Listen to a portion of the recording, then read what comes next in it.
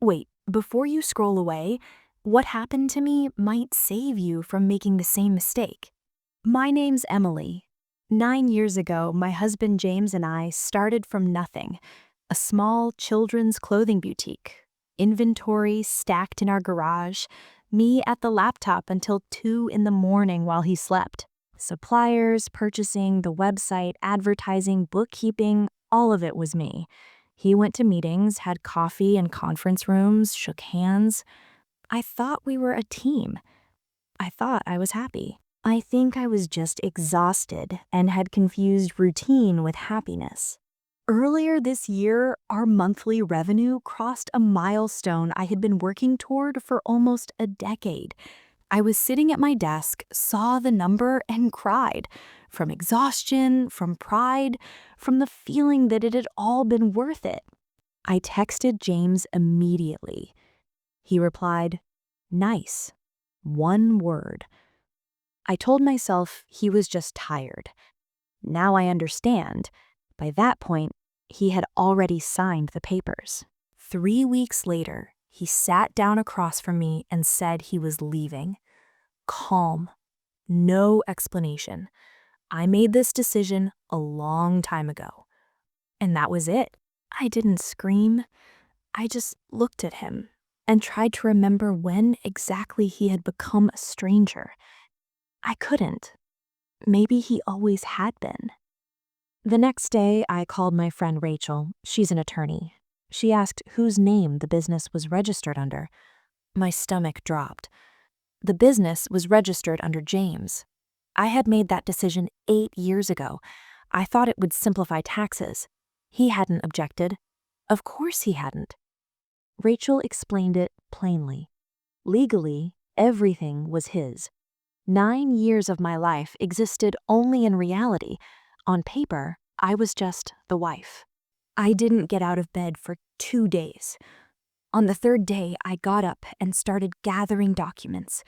Email threads with suppliers from my account, payments from my card, advertising platforms tied to my login, contracts where I was listed as the primary contact. I reconstructed everything going back 9 years. It took 6 weeks.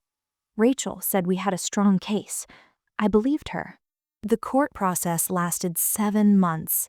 And here is the part I couldn't bring myself to tell anyone for a long time. During the proceedings, we discovered that 6 months before telling me he wanted a divorce, James had quietly transferred 2 of our most profitable supplier contracts to a new company registered under his mother's name. It had been done so carefully that we only uncovered it once we started auditing the assets. He had effectively stripped out the most valuable part of the business before I even knew the marriage was over. What remained, the storefront, the website, the brand name, was worth a fraction of what it should have been. But that wasn't all. Something else came out during the process. The woman he was leaving for, she worked for us. She was our sales manager. I had hired her myself almost 2 years earlier. I trained her on our systems. I complimented her in team meetings. While I was building the business, she was building a relationship with my husband, right in front of me. That was the piece of information that put me back in bed. Only for one day this time. Then, I got up again.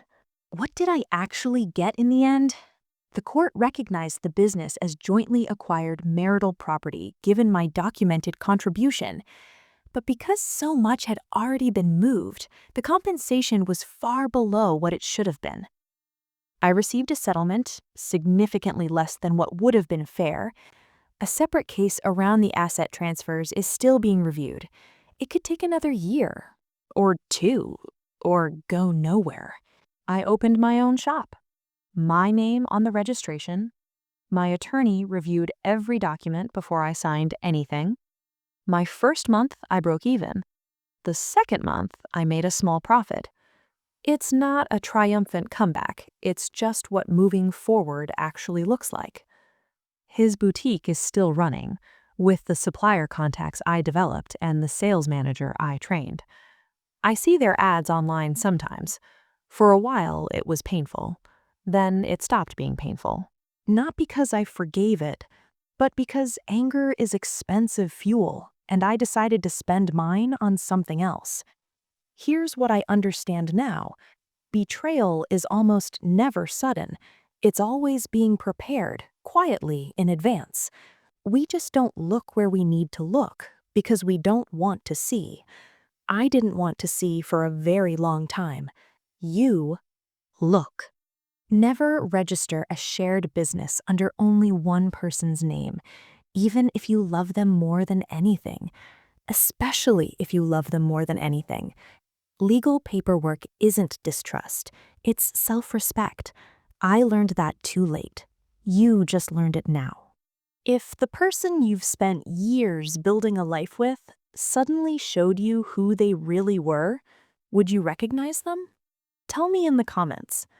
Next video, a woman who found a message thread on her husband's phone and discovered that their entire life together had been built on a lie from the very first day. Subscribe, it drops Thursday.